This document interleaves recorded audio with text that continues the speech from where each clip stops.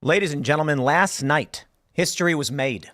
Joe Biden gave a late night speech in the opening night of the convention. And, well, it was all to get rid of him. Nate Silver even brings it up. Donald Trump speaks on the last night of the RNC to thunderous applause, the prime time slot. Joe Biden's speech is on day one. It's pushed super late so that no one is able to watch it because half the country lives on East Coast time. And then the next day, Joe Biden, bye-bye, booted. Now, I know what they're going to say. They didn't kick him out, Tim. You can't say that, blah, blah, blah. It is an opinion that Joe Biden having his speech pushed back super late on day one and then leaving right away is the Democrats saying, get out, Joe. You make us look bad. Talk about a sad state of affairs for Joe Biden to be tossed aside like a used rag by the Democratic Party. He cried. Joe Biden cried last night. Man, look, that's a sad reality to it that eventually you do get old, you become useless, and they throw you aside like a cheap used rag. Not everybody, though. Some people live on into great old age with reverence and remain legends for eternity. Stories are written of these individuals, often exaggerated. Legends emerge, but not Joe Biden. Joe Biden, you are nothing. His first acceptance speech for the party nomination was during COVID with no thunderous applause. And he hoped, he wanted this at the convention to thunderous applause, thousands of people screaming and cheering, Joe, Joe. Instead, they said, bye, Joe. Don't let the door hit your ass on the way out. Talk about sad, to be completely honest. So we definitely got to get into what went down at the DNC last night. That's the big news. And of course, Hillary Clinton said, we got Trump on the run, called him a convicted felon, and the crowd erupts. Lock him up. Lock him up. And I love it because Hillary smiles. She's like, And the best part was, when Donald Trump led the lock her up chants, he didn't lead them. The same thing happened. The crowd starts cheering, and then Trump's like, yeah, like whatever. The media was like, oh, egad, they're talking about arresting Hillary Clinton. And now that they're doing it to Trump, it's A-okay, everybody. We're good. Hypocrisy. But my friends, while we revel in Joe Biden's misery, this man, and they cheer for their false criminal convictions against Donald Trump, which we can get into. Let me just stress this, because I know not everybody watching this show is attuned to the news all day, and there's probably some Democrats being like, fake convictions, Trump was convicted.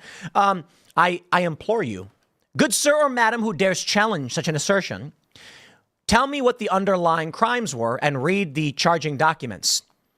An unlisted crime, that's what Trump was convicted on, unlisted. They say unlisted, what was the crime?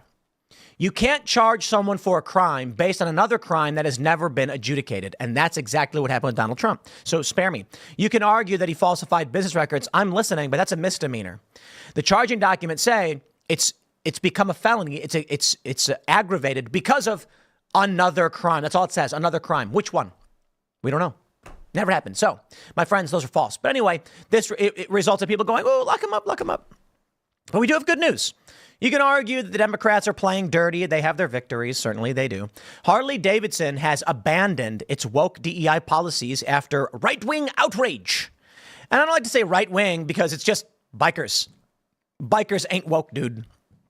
Sorry, Harley. You tried. So they're backing away from that. And then, of course, Disney is also reeling. The Acolyte has been canceled. For those who don't know, Acolyte was their new Star Wars show. I didn't care to watch it because it was something about lesbian space witches. Not an exaggeration. I'm going to stress this again. They had like a whole thing dedicated to what they called as lesbian space witches. Again, I am not joking. I'm not being cute. This was literally a thing in the show, and it, flopped. Despite the fact that it had rave reviews from the critics and the corporate press. I wonder why that is. So we'll talk about that, and we'll get into a bit more. We'll get your super chats in. So, of course, get your super chats in while you can. Before we get started, head over to castbrew.com. Buy coffee because coffee tastes good. Appalachian Nights is what I have every morning. It is my favorite. And then, of course, we have Ian's Graphene Dream, which has been selling like hotcakes. Apparently, hotcakes sell really well. And actually, we're talking about making something like a protein bar. Mark Lobliner was here, and he's got protein bars, and he asked me, he was like, what would you want in a protein bar? How would you do it? And I was like, I just want high protein, high fat, low sugar. And he was like, done. And apparently he's like, I can formulate that overnight. And he hit me up, and he's like, we might have a protein bar soon. I'm like, oh, dude, that's based. I told him, I was like, hey, sell it. We could sell it, whatever. I just want this. I want a high protein, high fat a protein bar. And so we might have that coming out soon. That'd be really cool. But anyway, I digress. Casper.com to support the show. Head over to Timcast.com, click join us, become a member to support our work directly. My friends, every day we parse through the fake news, the corporate media, the lies, and the manipulations. And if you think that is an important job that we here do, then you can help join and make all of this possible. We are member supported. That's the majority of how we operate. If it were not for our members, none of this would exist.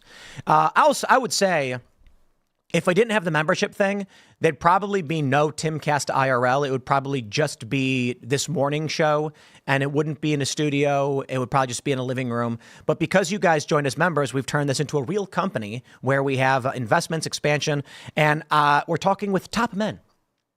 Actually, top women about expanding podcast marketing and all that stuff. And so I really do appreciate you guys being members. You make it all possible.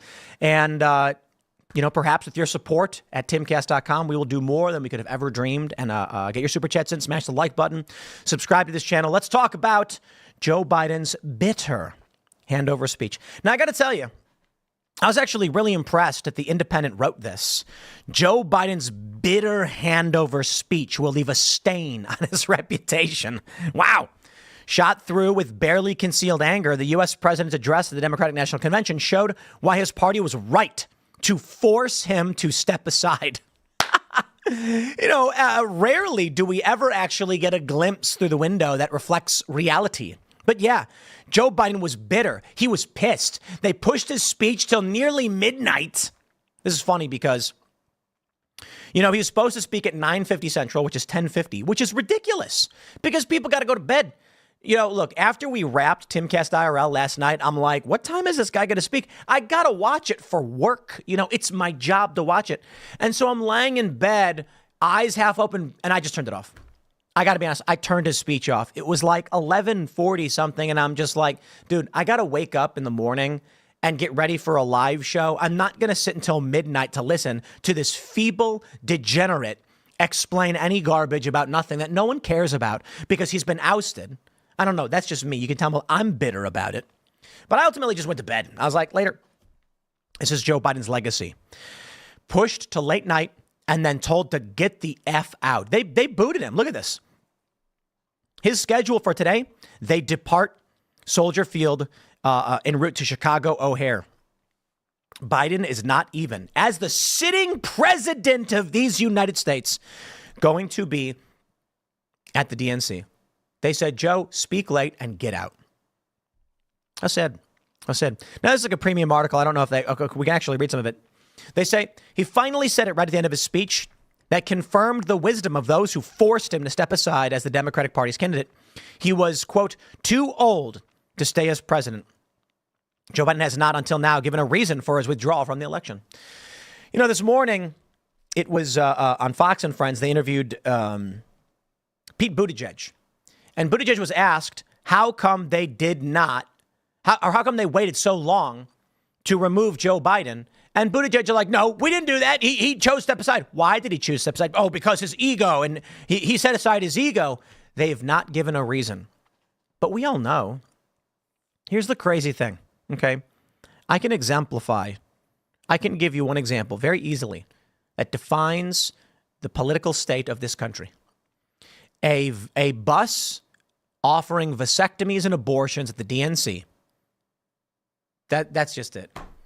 They're literally saying, come on down, Democrats, line up, come in and sterilize yourself. No more kids. Get rid of the kids you got. And it's fascinating because, I often say this. You go to any individual and say, have you considered getting a vasectomy? And they're going to be like, excuse me? Like, that's an insult. So I got to tell you, I genuinely believe Democrats hate their voter base.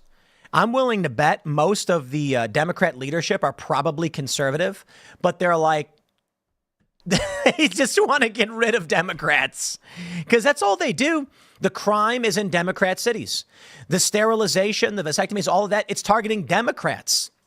I think they just hate their voter base. But, whatever, I guess. Now, here's a story from the Daily Mail. Emotional Joe Biden cries, then mangles his words during swan song speech that is bumped off primetime in final humiliation for dumped president. That's why he cried. Here you go. Here's feeble Joe crying.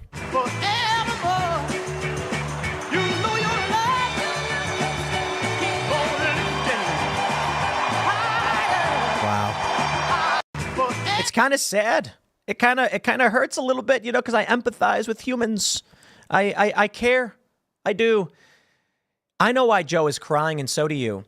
He's not crying because it's the retirement and it's, this long career. He's crying because all of these people are mocking him and laughing at him. They're belittling him. They're telling him he doesn't matter, and he never did. He was never really the president, not to them. He was a placeholder because of Donald Trump and COVID.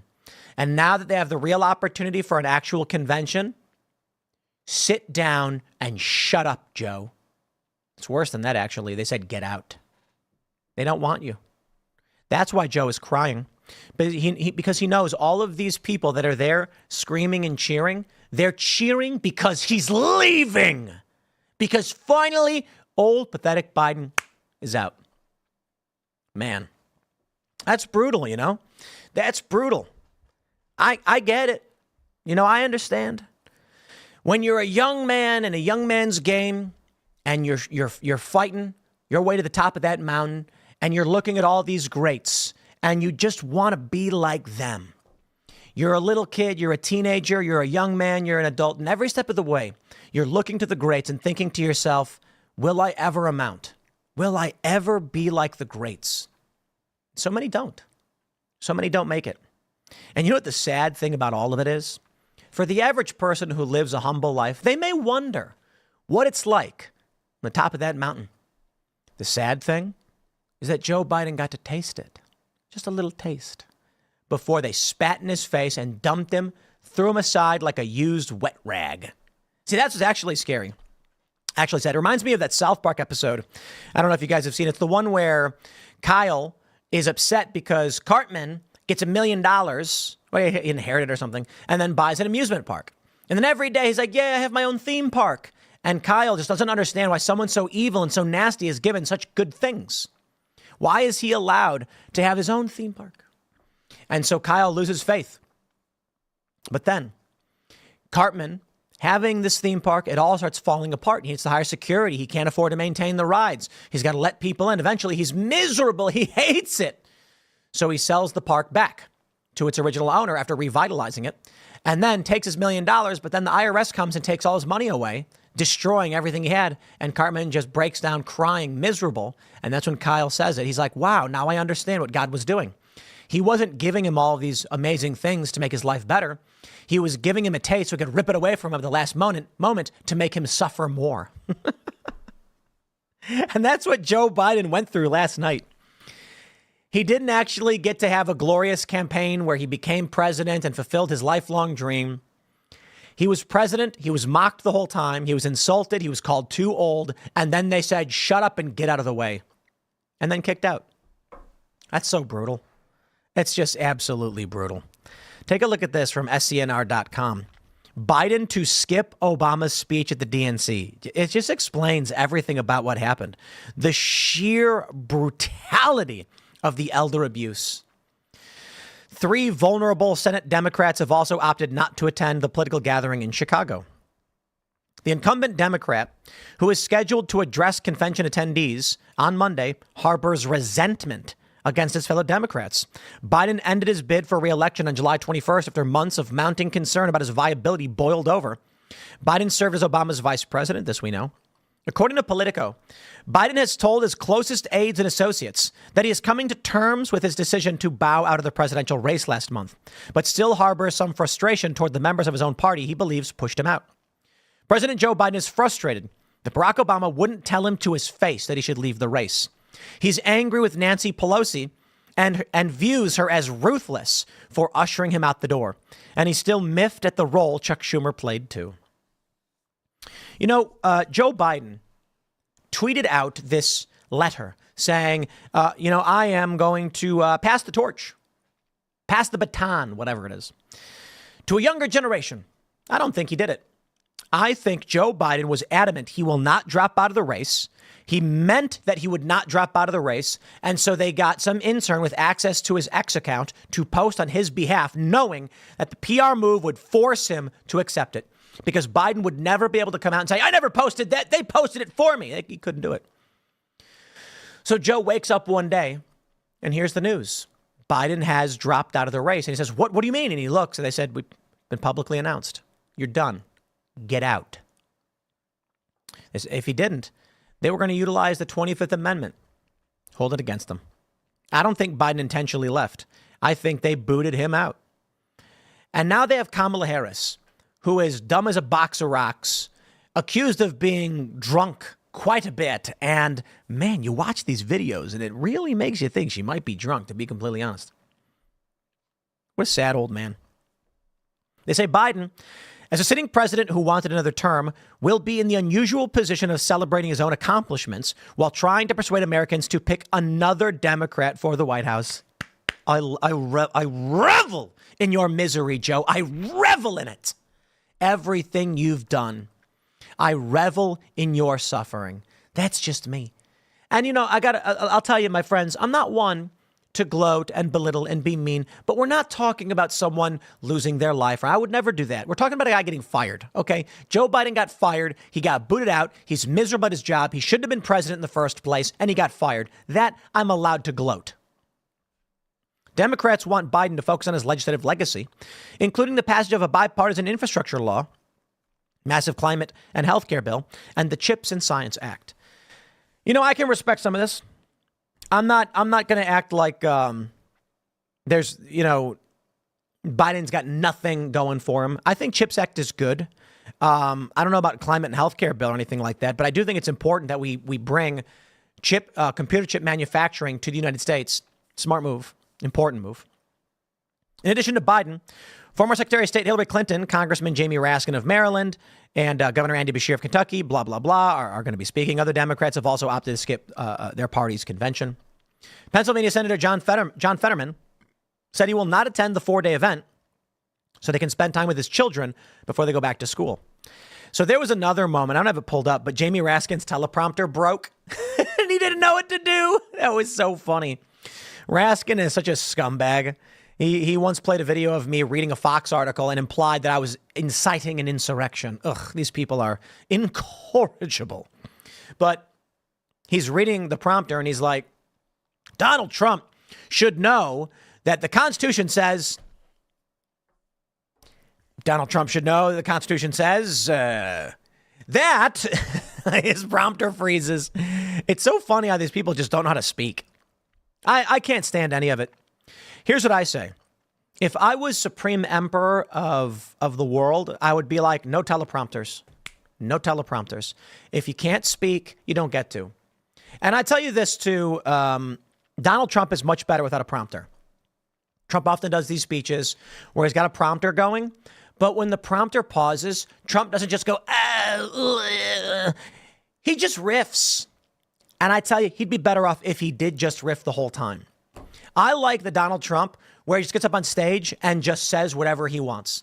At his rallies, it's funny. He was like, I was at a dinner and someone said, Chris Christie is a fat pig. I said, sir, you cannot do that. We don't call Chris Christie a fat pig. Yeah, that was great. Let it roll, man. You don't need the prompters. But I also think that prompters are a manipulation and a lie. If you cannot speak publicly, you shouldn't be. Write it on a piece of paper. That's fine. Write down key points. No prompters where you look up and you can see it. I'm sick of this. You know what? How about this?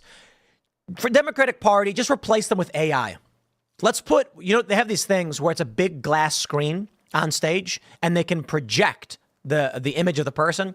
That's how they did like the return of Tupac or whatever. Let's do that. Democrats will just have fake AI characters and they can speak and make it all look good. And we all know it's AI because everything they're talking about, it's lies, it's manipulations, it's fake. So here's Biden's schedule once again. He's going to come to Chicago. Then on the 20th, this is it from rollcall.com. Goodbye. He leaves. They depart Chicago at 12:45 a.m. en route to Santa Ynez, California. He's not even going to be at the DNC, and he's the president. He's not even the president. Some people were actually speculating he might actually resign. They were like, he might drop from the presidency late night, and that's why they were doing it so late. He didn't. But, Joe Biden, you're not going to be shocked, but he is a lying piece of human garbage. And if you want to know why I revel in his misery, and, his tears bring me such satisfaction, is this. When the president was asked what he thought had happened, Donald Trump said, and I quote, "There are very fine people on both sides. My God." That's what he said. That is what he said and what he meant. Wow. And Trump also said, and I'm not talking about the neo-Nazis and the white nationalists because they should be condemned totally. I wonder if someone actually just, is there a, you'd expect someone, here you go. Do we have it? They showed up in Charlottesville to protest. Excuse me, they didn't put themselves down as neo, and you had some very bad people in that group.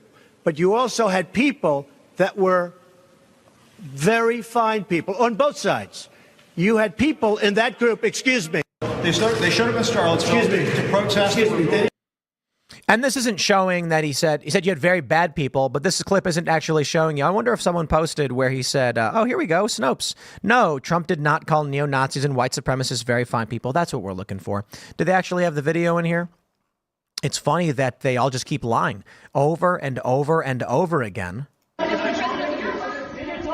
So you said there was hatred, there was violence on both sides. Well, I do think there's blame. Yes, I think there's blame on both sides. You look at blame on both sides. Both sides. I think there's blame on both sides, and I have no doubt about it, and you don't have any doubt about it either.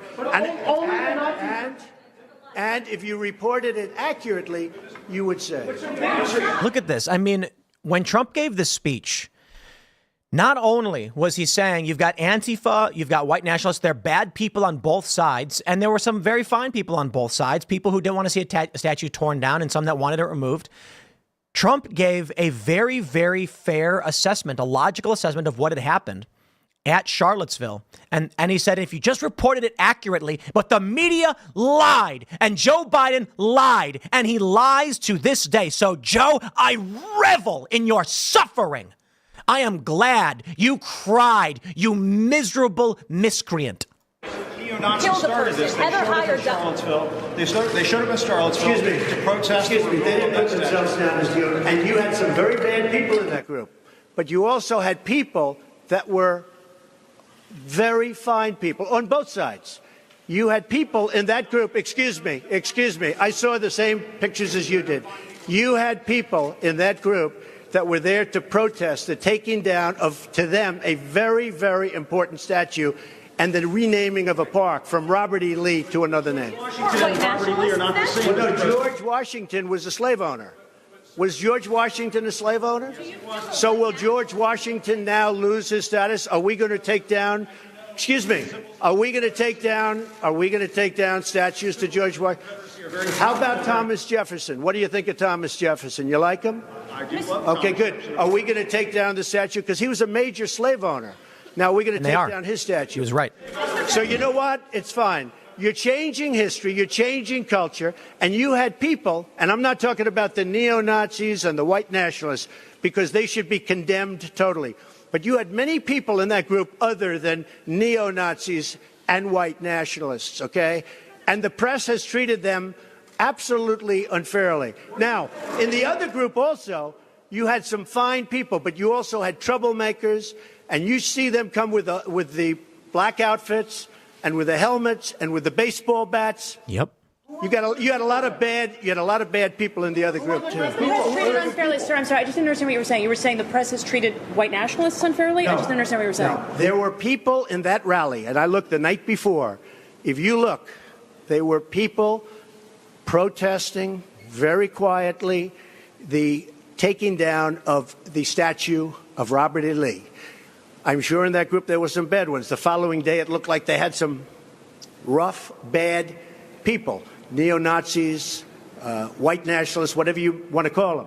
But you had a lot of people in that group that were there to innocently protest and very legally protest because, you know, I don't know if you know, they had a permit. The other group didn't have a permit. So I only tell you this. There are two sides to a story. I thought what took place was a horrible moment for our country, a horrible moment. Masterfully said. But there are two sides to the country. Does anybody have a final? What did he say wrong? You had very awful white nationalists and neo-Nazis, very bad people, but some people were not a part of that group, were just innocently protesting with a permit. They didn't want the statue taken down. You had very fine people on the other side, he says.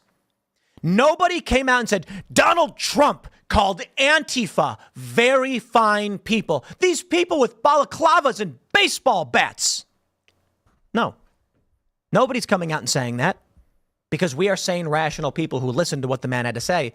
And I said it was measured and it was accurate. You had very fine people on both sides. You had very bad people on both sides. And it's a tragedy. In one of the worst moments for this country, Donald Trump masterfully, accurately responded to what was going on. And to this day, Joe Biden lies. He lies because he is an evil, degenerate scumbag who showers with his young daughter. I look, it's funny. They say Trump's a liar. They say Trump. And I'm like, how could we be living in this reality? How does this make sense? To this day, we know for a fact Joe Biden is a scumbag, liar. Even Snopes, 7 years later, corrects the record. How are we still in this moment where Joe Biden, the keynote speaker, gets up on stage and lies through his fake teeth? I genuinely despise these people. They are abject evil. Joe Biden, you are an evil degenerate, and I revel in your suffering. I revel in it. You know, there's sometimes we hear stories of very bad people having very good things happen to them, and it makes us wonder why. Why? But now we understand. It's like that South Park episode I told you about. Joe Biden, he gets to be president. A feeble, weak-willed president who's being told what he can and can't do. And then he's told, you're too old, Grandpa. You got to go. And he deserves every second of his misery. You know? It's one thing to have never attained and to wonder, but to live a life. It's another to have flown close to the sun and had your wings melt off and you fall to your death. Now, in this instance, Joe Biden, he flew as close as he could to the sun, but his wax wings did not melt. They were ripped from his back by Barack Obama, Nancy Pelosi, and Chuck Schumer, and he was cast aside in misery, having almost attained his lifelong dream, having just a taste of it. But you know what? He'll never go down as one of the greats. He'll go down as a Buchanan, as one of the worst. And I'm glad. He's going to look back with pain in his heart every day, the few he has left, looking at his legacy of being a degenerate, lying scumbag. That's who you will always be, Joe. You will always be that. You chose this, and you deserve every minute of writhing agony. You're pathetic. You want to get up on stage, you want to lie, then you will reap what you have sown. Here's another video. Drew Hernandez has the clip. Let's make fun of Joe Biden's failure for his brain, prime time in front of everybody. Women are not without electoral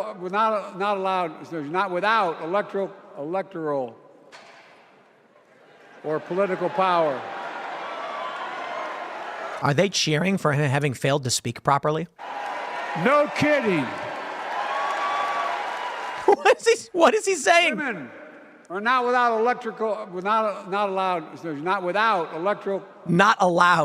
electoral or political power. Electoral. Not allowed, not without electoral. The poor man couldn't say electrical. The poor man. I mock your failures, Joe Biden. I revel, as I've stated so over and over again. I'm going to keep saying it. I enjoy it so much because you're a lying scumbag and you're an evil man. And it makes me feel good that you fail and you suffer. Watching evil people struggle, it gives you a good feeling. That's why people love justice videos on the internet. Do you ever see these videos where it's like a burglar comes into a store and he tries to steal from him and then like a guy jumps out and like hits him over the head and the guy runs away or something like that? These videos go viral all the time because evil people get justice, because we all long for a just society. Joe Biden is the antithesis of a just society. He is a power-hungry, narcissistic sociopath. And now he's crying. Oh, he's crying. Ha! Your tears bring me joy. Nate Silver says the media. Okay, so first, this woman, Clara Jeffrey, says, I would like to remind members of the East Coast media that more than half of Americans, including those in Chicago, do not live in your time zone. Actually, it's just around half. Nate Silver says the media is very East Coast focused, though. You've got to be pretty naive to think that the prolonged DNC tonight is for any reason other than diminishing Biden's visibility. This is not a close call. Give me a break. Like, how pilled do you have to be to think it's just a coincidence the president of the United States doesn't speak until so late? He says, quote, convention speeches always start late is pretty obvious BS, especially given that a popular sitting president wouldn't typically be assigned to a Monday night. It's to the Democratic Party's credit that the leadership is smart enough to recognize the situation and ignore Twitter partisans. They literally overthrew Biden. Yeah. He capitulates a bit to the protesters because he has to. And then AOC is mocked for her bizarre fake accent. What a DNC. What a DNC. Well, I can only stress how much I love Joe Biden suffering so much before people say, even I understand, Tim. But I do hope that there's no amount of us clapping and cheering for Joe Biden's misery. I certainly hope that we could do it for hours on end and smile and laugh the whole time. So today is a day for all of you. Today is the day that Joe Biden's ego was crushed and left ripped to shreds and just dismantled before our very eyes. And it was so glorious to see. Now, the Democrats are still awful people. Next segment coming up, Hillary Clinton smirking over the chance to lock him up. Trump could go to prison. That's the speculation that in less than 1 month, Trump will be in prison. So we'll talk about that. That next segment will be also put up at 1 p.m. for those. If you're watching live, none of it matters, but smash the like button, subscribe to this channel. Follow me on X at Timcast. Follow me on Instagram at Timcast. We have clips up on Instagram, and we're going to read your super chats now. So let's get to it. Super chats, and then we'll talk about Hillary Clinton. Lock him up. UP Schutt says, German media already claim Kamala has a family to work with her. Trump only has the Klan. Either they are dumb or they lie or both. Why not both? Techie Platey says, Tim, from last night's extra show, if the VP office is vacant, the president nominates someone to fill and has to be confirmed by both houses of Congress. Ah, yes, indeed. We had been discussing what would happen if Joe Biden were to step down now. Who would then count the electoral votes? Probably Tim Walz. What would likely happen is if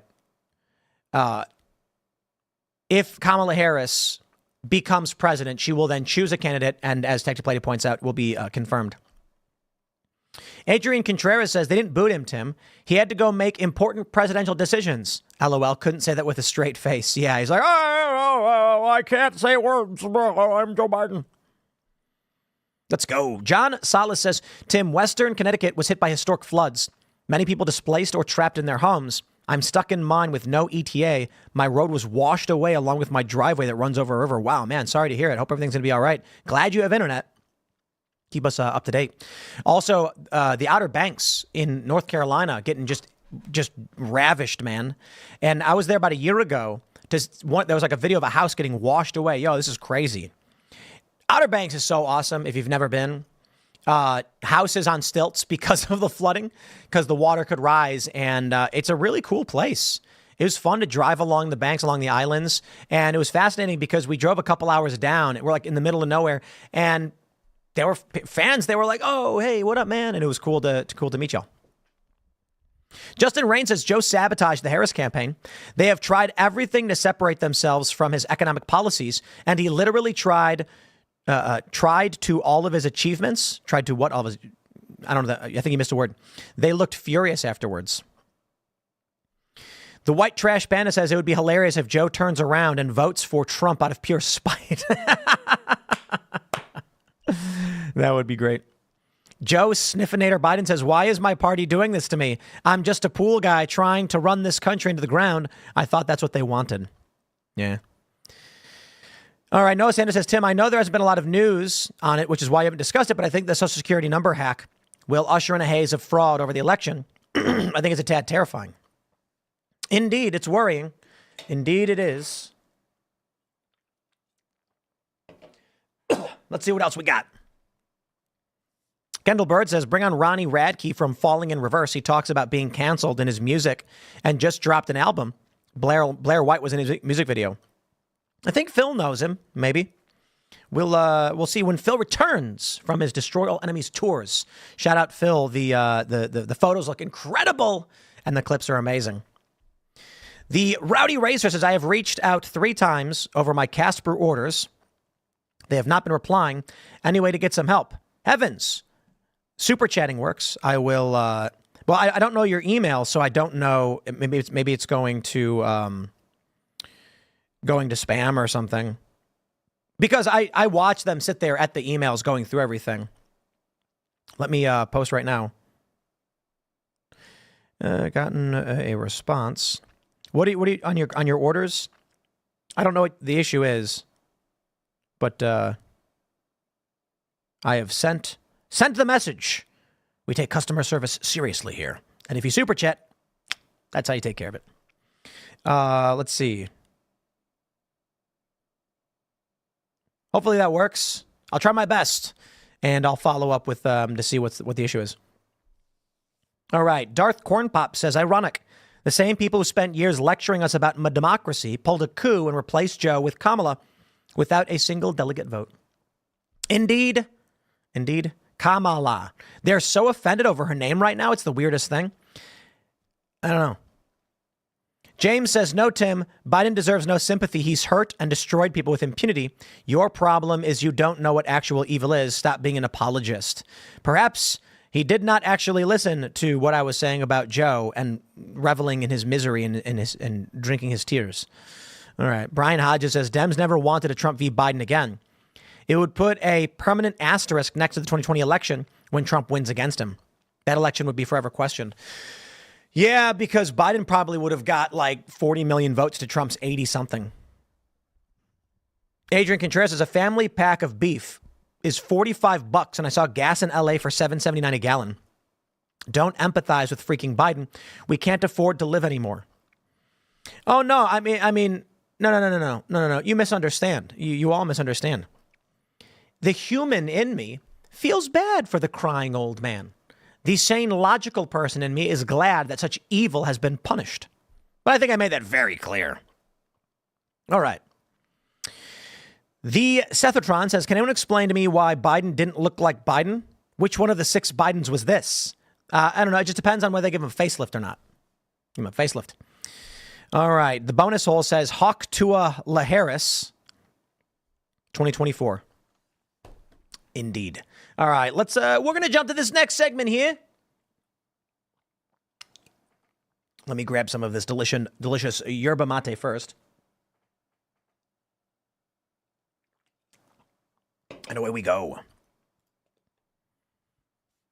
We got this one from the post-millennial. Hillary Clinton smirks and nods as Chicago DNC crowd chants, lock him up. I enjoy the hypocrisy. Look at her. Smile over here, old joker face, Hillary Clinton. All right, first, let me just say that the criminal convictions against Donald Trump are completely fake. But Trump may end up in prison. The rumors going around are that Rikers is preparing for his arrival. He will likely be in prison. And on September 18th, he will be sentenced to 1 year. There's a lot of reasons for this. There are apparently numerous individuals who say they have sources saying that the judge wants to give him a year, that they're going to ask for a year. But then you also have, I think it was Benny Thompson or someone mentioned, there's a bill that would strip Secret Service protections from anyone who is sentenced to a year or more in prison.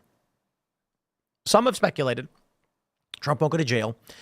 He'll be sentenced to prison, but on bail pending appeal, which is typical, or he'll get house arrest. I think prison. I don't see why they stop. Hillary Clinton says he was criminally convicted, but I will stress this. Trump was not actually legally convicted. End of story. Democrats are lying to you. It's what they do. Joe Biden led with the very fine people hoax at his speech, and Snopes debunked it. Trump was convicted of a misdemeanor charge, falsifying business records, the penalty of which is a small fine of some sort. The crime is upgraded to a felony only when it's for the purpose of concealing another crime. Now, in constitutional law, for someone to be accused of a crime, it must be adjudicated. It's called due process. When Donald Trump was charged under this falsifying business record statute, 34 counts, they claimed they were felonies because he did so to conceal a crime.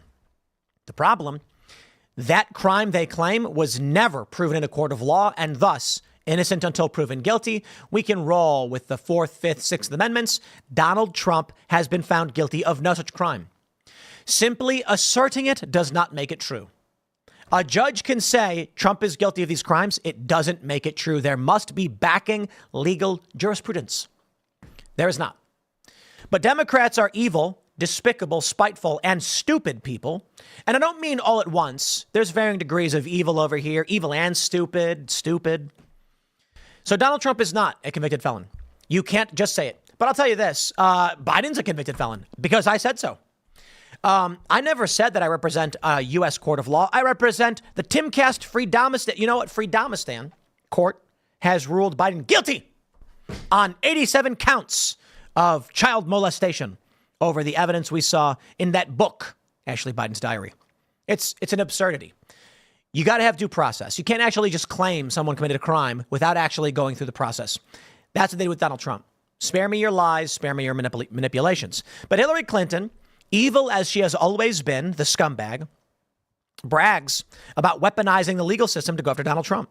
Donald Trump fell asleep at his own trial. And when he woke up, he made his own kind of history. The first person to run for president with 34 felony convictions.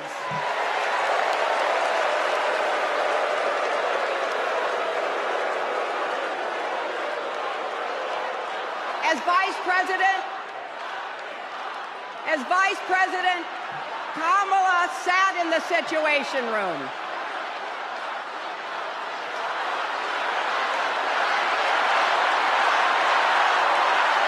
They're chanting, lock him up. These people are psychopaths. I'm sorry, it's just true. Deranged, cult-like psychosis. So I bring you now, my friends, to I brought this up several times. The conversation, well, the Twitter exchange, the X exchange I had with the Krasensteins, because I strive to exemplify why these people are a cult. So, we had this tweet exchange with the Krasensteins, and I was criticizing Kamala's price controls. It's communism. And I think it was Brian. I don't know. They're liberals, and they come up so often because they do interact and respond, and I can respect that. And they're like, was it communism? Was it Marxism when Donald Trump did it? And I was like, yes. Thank you, and have a nice day. Yes. It doesn't change based on who did it. And the response, this is what they do. Michael Malice brings this up quite a bit. Michael Malice is not a Trump guy. Dave Smith is not a Trump guy. I think they are, because we hold very similar worldviews, but I think I'm more of a realist in saying, like, I try to be honest. I'm going to vote for Trump. I think a lot of these guys, with all due respect, I don't know about Michael or Dave or whatever. Dave and Michael, maybe not. But there's a lot of people claiming they won't vote for Trump, and they're gonna. Look, if I had to make a bet, I'd be willing to bet Joe Rogan votes for Donald Trump. Now, he said RFKs don't want to make sense, but, But anyway, Michael Malice brings this up, that if you're not a Trump guy and you criticize the Democrats, they only know how to respond as if you're a Trump supporter. Famously, Dave Smith was on Fox Business. I think he was on Kennedy. And he said, Joe Biden did this, this, and this. And the guy responds with, yeah, well, Donald Trump did this. And Dave's like, you're right. I don't like him either. He did the same things. What don't you get? They're a cult.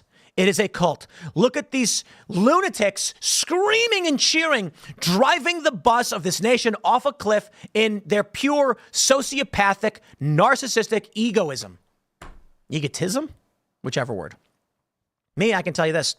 Man, Donald Trump is bad for a lot of reasons. But I have always been in the space of stop making me defend Donald Trump. If you just told the truth, maybe we'd have a real argument. You say, Donald Trump falsified business records. I think so. It's a misdemeanor, though. I might be like, oh, maybe. He maybe he really did know about the Stormy Daniels payment and wasn't really allowed to do that. What's the end result? Nothing. It's beyond the statute of limitations, so it's no big deal. We can maybe settle something like that. But then they try and say it's a felony, go to prison, and I'm just like, now you're lying. Okay? The very fine people hoax. I'm like, oh, come on. Trump spoke perfectly at that event. Please. Dave Smith can sit here and he can criticize Donald Trump, and I can only go, well, yeah, you're right. That's true. Absolutely. Because we're not a cult. I'll give you another example. To any Democrat who may find themselves living in this reality, but may find themselves watching this video, Ron DeSantis, Vivek Ramaswamy, Nikki Haley, and Donald Trump. There was a real primary, and Trump ended up winning. But Ron DeSantis did very well. Vivek did moderately well. Nikki Haley had Democrats crossing over, so I don't know if she counts. But the Trump v. DeSantis internal conflict was massive because the people voting for Trump are not in a cult. They are people who are like, we have very few options. Now, I would say this of, Michael Malice and Dave Smith. I don't know. Michael may more publicly say he's going to vote for Trump. I don't know. Dave Smith says no, but maybe, I don't know. I think he's saying no. However, a lot of the Mises Caucus guys, the Libertarian Party members, are now saying if it's the choice between Kamala Harris, Joe Biden, not anymore Biden, or Trump, they're voting for Trump. And they don't want to, but they're realists. That's where I'm at. I'm not one of these guys who's going to put on a MAGA hat and go to every rally and be like, Trump's never wrong. Like these fringe X accounts that just like live or die by Trump. It's like, dude, you are as scuzzy and weird as the far left, okay? But the right is not as big as the left. What I mean to say is the Republican Party is not as big as the Democratic Party. The Democratic Party outnumbers the Republican Party. There are many activists working to change this. The Republican Party lives or dies by the alliance they have with moderates. So, what is the right? You do have a culty faction of Trump supporters who, no matter what, will just suckle the teat of Trump, and it's cringe, very cringe. However, it's a much smaller amount than Democrats relative to their cult members. You then have, I don't know, it might be like 50-50, it might be 60-40, but you have a large contingent of people who are like, I'm going to vote for Trump. He's not perfect, but he offers up these things, and here's why I think he's better. And that's, I think, most prominent. Most of the prominent individuals speaking about voting for Donald Trump are not the cult members. And there are a handful of very prominent cult members, but they play well in the Trump cult, okay? I don't mean to call all Trump supporters cult members. I'm saying Trump has his base that views him as infallible. He really does. Everybody does. I'll say it now and I'll say it again forever. However, the Trump coalition, the people who are going to vote for him, it's a small faction of people who have that view that Trump can do no wrong. And it's largely prominent conservative voices, post-liberal and disaffected liberal voices coming together, recognizing, yeah, Trump did a lot of bad things here, and here, but you got to vote for him for these reasons. It makes the most sense, which is why I do feel like if you're a libertarian, if you're an anarchist or whatever, then you're probably going to want to vote for Trump. Now, I do think like Michael Malice may be of the position. Actually, I think he's going to be here this week. I think his position might be like, no, bring on Kamala. Just like let the system rip itself to shreds. And I'm like, well, 4 years of Kamala could certainly rip this country to shreds. And then, accelerationism perhaps. But I personally believe a lot of these people who publicly, are paying attention, libertarian types, they're going to be voting for Donald Trump. So let me stress, when you see these people screaming, lock him up, I can certainly say that if you were to come to me and say, should Hillary Clinton be in prison? I can give you a sound, reasonable approach as to why, yes, she should. And if you were to say, should Donald Trump be in prison? I can easily explain to you why, no, he should not. The lock him up chance, or the lock her up chance for Hillary Clinton, that I get. The Clinton Foundation's mysterious amount of donation, the Clinton Foundation, the Global Initiative, brought in a lot of money from foreign interests. I wonder what that was all about. And then when Hillary lost, it just stopped coming in. How about the email servers? What about her emails? And they say, oh, who cares about her emails? The destruction of public records is a crime. Like, dude, come on. Joe Biden, let's talk about the Burisma scandal. I can get into every fine detail about this. Not the most well-versed, but well-versed enough. Donald Trump. Nothing. That's why I say it's a cult. I can give you the reasons why Hillary Clinton is a criminal. I can explain to you what they've attacked Trump over and debunk why it's not correct. Hillary Clinton ran a private public server at her house. Now, by all means, we can argue, okay, well, we're going to ignore this. It's not that big a deal. Then why are they trying to go after Trump over the documents in his house? But those are classified. We don't even know what Hillary Clinton had on those servers, and her staff smashed phones with hammers. Double standards. Indeed. Well, Trump may end up in prison. Newsweek says Trump could be sent to jail immediately by Judge Merchan, legal analyst. Newsweek reporting this a few days ago. Judge Juan Merchan is due to sentence Trump in September in the Stormy Daniels hush money case. John Yoo, the law professor, pointed out that Merchan has ruled against Trump many times and could jail him as the sentencing at the sentencing hearing. Wu was appearing on America's Newsroom on Fox with host Bill Hemmer. He called Trump sentencing the story nobody's talking about and a surprise that'll hit in September. Bill, it's excellent you noticed how the calendar is working this way.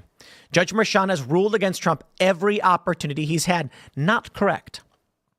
In the sentencing delay, Judge Merchan agreed to delay sentencing over the Supreme Court ruling.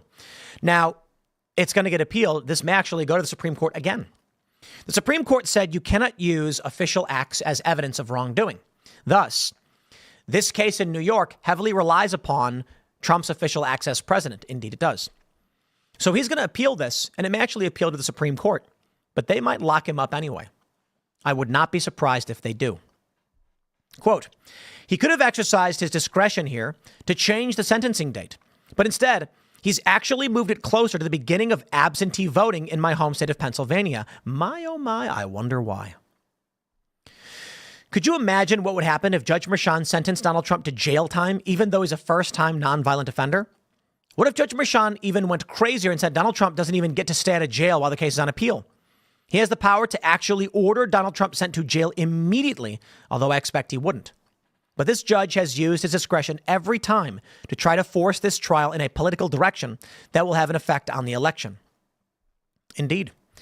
You as a speaker at the National Conservatism Conference in Washington, he's the author of Defender-in-Chief, Trump's Fight for Presidential Power. It was Trump's lawyers who requested a delay in sentencing. They had sought to overturn the conviction. On May 30th, he was convicted, blah, blah, blah. It's all fake. Anybody who knows anything about it knows it's fake. Democrats are lying because that's what they do.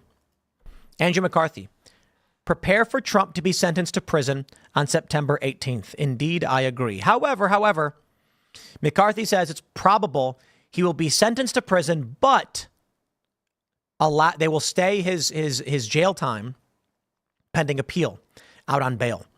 This way they get to say Trump was convicted and sentenced to prison, but they don't go far enough that may actually help Donald Trump.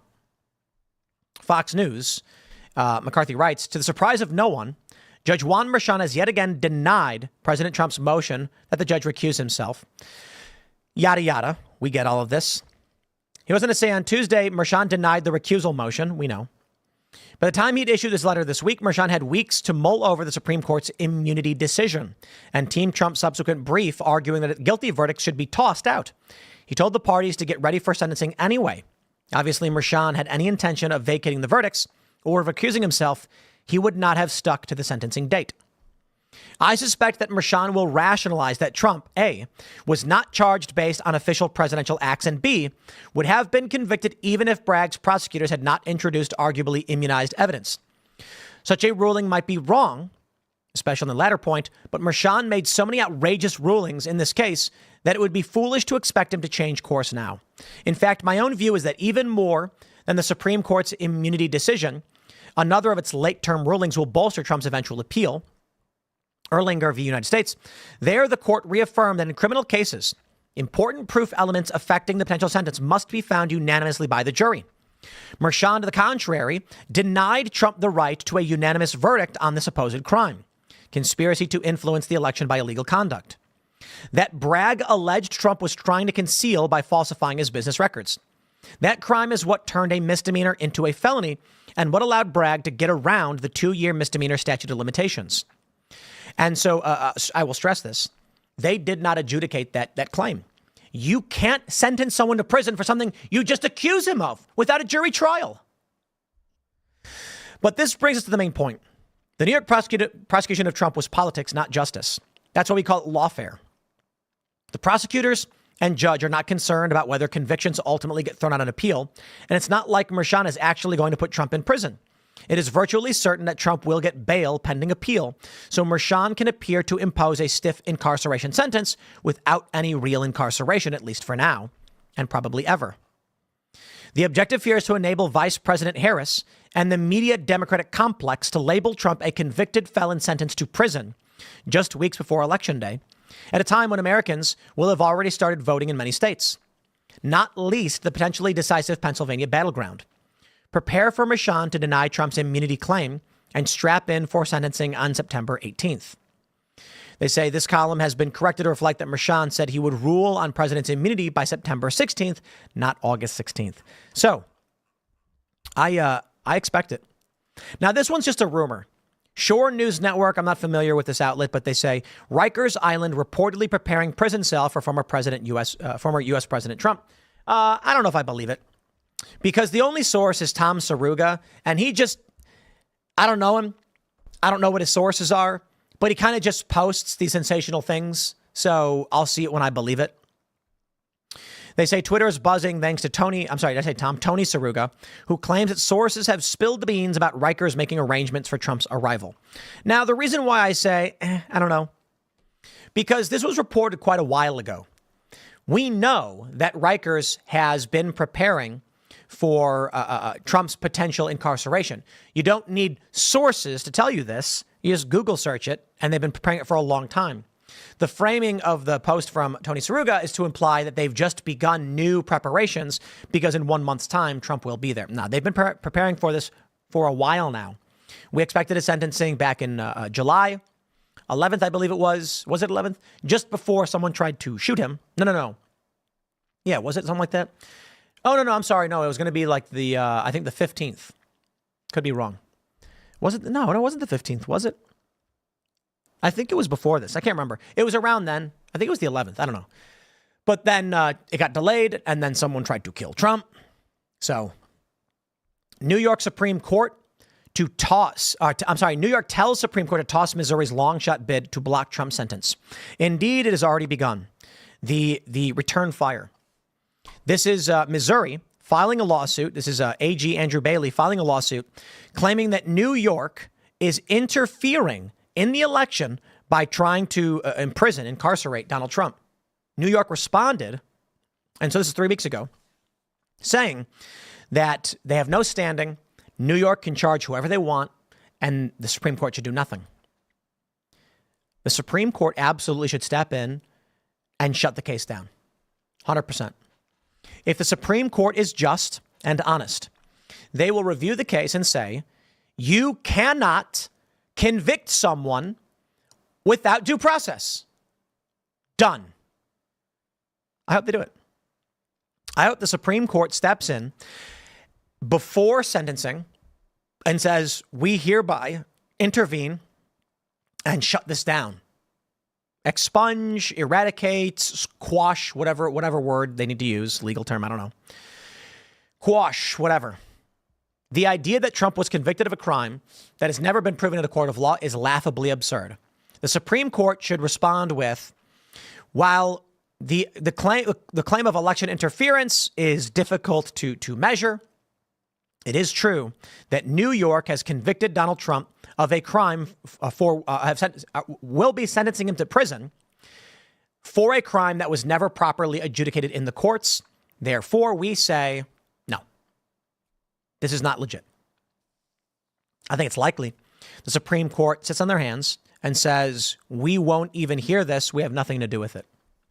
New York is arguing Missouri has no standing.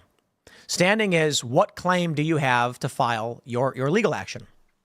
Missouri's argument is Donald Trump is running for the president of the entire nation, and a single state trying to put him in prison is interfering in that process. It's a tough argument. What if Trump actually did commit a crime, right? And a state was like, he's going to go to jail for it. What do you do? In this scenario, we are between the rock and a hard place. Going forward, every state need only falsely charge a candidate they don't like to interfere in the election, and the federal government's going to be like, you can't do anything about it. States can charge whoever they want. But then what if they say, no, you can't charge him, it is interfering? One state should not be able to stop a man from running for office for the entire country. Then what if another president in the future literally shoots someone on Fifth Avenue and then they can't charge him? Now, ultimately, I think we have a special case here, and the measured response of the court may actually just prove reasonable. If someone shot someone on Fifth Avenue, I mean, it's cut and dry. Like, come on. There's evidence of this guy doing it. People saw it. There's witnesses. You're going to jail. Sorry. In this instance, it's clear lawfare. Trump's immune in some regards because of his official duties as president. The Supreme Court even said so. Supreme Court may come down and say, Missouri is right that it's interfering in the election. The question then becomes not so much about the interference, but the veracity of the claim. I believe it's fair to say that any state has a right, has standing to sue if an election is being interfered with. The court will then determine whether or not the criminal case against the defendant actually interferes. In this regard, the Supreme Court can say, Missouri has made the accusation of interference. It is a fact. These charges will interfere. However, the due process errors or I don't know, what's the right word for this? The actions taken by New York defy the Constitution and the rulings of the Supreme Court. So we won't answer it should be this. Interference alone should not be enough to overturn a criminal case. Any state criminally charging a president is interfering. The question is, was a crime committed beyond a reasonable doubt that can be proven, or at the very least brought to trial, regardless of interference? If there is evidence beyond a reasonable doubt and a reasonable conviction, then interference is, sorry, have a nice day. If a presidential candidate did commit a crime and it's proven and a state criminally charges him, we say, yes, it's interference. However, the right to prosecute a criminal for acts outside of the official duty or whatever, fine. For Donald Trump, the question would be, did you interfere? Yes. The question then becomes, is the crime being charged an actual crime with real evidence? The answer then is no. Therefore, out the window. That's what should happen. I doubt it will. I hope it will. I think the Supreme Court is going to do nothing. But what more can be said? I am not surprised at the Supreme Court's actions and how they handle these things. Too many cowards in the Supreme Court. Alito and Thomas are based AF. The rest, I can't say much for them. But we'll wrap up this segment here, my friends. Smash that like button, subscribe to this channel, share the show, share this video if you do like the work that I do, and become a member at Timcast.com to make sure we can keep doing it. You can follow me on X and Instagram at Timcast. Thanks for hanging out. Next segment coming up will be at 4 p.m. Harley-Davidson has abandoned its woke DEI policies. This is called winning, my friends. Thanks for hanging out, and we'll see you all in the next segment. For everybody else watching live, let's grab your super chats before we jump into the next stream. And I will stress this as well, my friends. As soon as we wrap around noon, I am going to go get my Cybertruck. And I'll tell you exactly why. I didn't want to get a Cybertruck. I didn't. I did not want to get it because I feel like the rollout has been bad. I'm a big fan of Elon. I think Cybertruck's cool. It's like a luxury SUV, basically. I don't know if you really want to use it for long haul trips. Probably not. However, because of all the cringe that's come out around it, when you do these slow rollouts, man, it doesn't work. It just really doesn't. Okay. Google Glass tried to do this slow rollout, and it turned into sour grapes. It became cringe. And everybody wanted it. How sad. I feel like Cybertruck kind of did the same thing. Oof. Elon should have got a bunch ready to go right away and released them right away to regular people and a lot of people. And maybe that's they kind of did it, but not enough. A bunch of cringe, rich YouTube and TikTok influencers got them and then did really stupid, gross, cringe things with Cybertruck. And it's like, ugh. However, it's bulletproof. It is not, it can't handle certain high-powered rifles. My understanding is that it can withstand, everything can withstand handgun rounds, which is pretty good because that's the majority of shootings. And I just thought, security-wise, it's probably a good idea. We had actually been, Alex Jones has that tank. He has that big armored vehicle. We actually considered getting one because of security risks. I mean, this is more the time when we were getting swatted every other week, and we had a lot of death threats and bomb threats and things like that. It's chilled out now, but I'm like, here's a compromise. I ordered it. I pre-ordered it. I didn't want to get it. I was like, I don't think I'm going to get it, And then I was like, why do I even want to get it? Oh, that's right. It's bulletproof. Yeah, that's probably a good thing to have. I said, okay, screw it. I'll get it. I had everybody asking me to be like, come on, you're going to get it, right? You're going to get it. And I'm like, I guess. It is convenient and I do like it. And the bulletproof thing is the real selling point. It really, really is. It's not going to stop every bullet, but I'll tell you this. You see in movies when like the bad guy's shooting at cops and they duck behind the car, fake. Anybody who knows anything knows the engine block is the only thing that's going to stop the bullet. It's going to rip right through the doors, straight through it, and hit whatever's on the other side. Not Cybertruck. Watch the videos.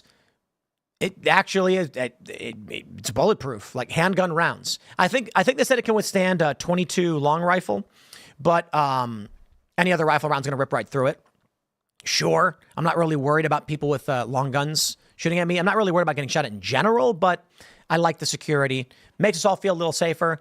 And I said, okay, Elon, good job. That is a really important thing. I think is pretty good. Let's grab some super chats. GG Son says, did you see Whistling Diesel's durability test? I didn't. I can't remember who I watched, but they opened the door and they were shooting at it. And they shot a 50 BMG at it, and it ripped right through it. Yeah, duh. Yo, 50 BMG is for hunting helicopters. Pretty sure it's going to go through a Cybertruck. All right, let's grab some more super chats, and then we'll jump into the next segment. King Henry says, what's your thoughts on Whiskey Kamala winning on Predict It so far? Well, let's pull it up. Let's pull up old Predict It. Who's going to be the president? Kamala Harris has been winning for some time. Let's grab this here, drop it in, and will Kamala Harris be the 47th U.S. president? Yes, she will. And then you have this one. Trump is currently down. It is what it is. We'll see what happens. Pay attention. You never know. All right. Whenever Adam Smith says, whenever someone claims pronouncing a non-white name is racist, I simply present them with a Polish name, i.e., Gregor's. Okay, so Brzezinskiewicz,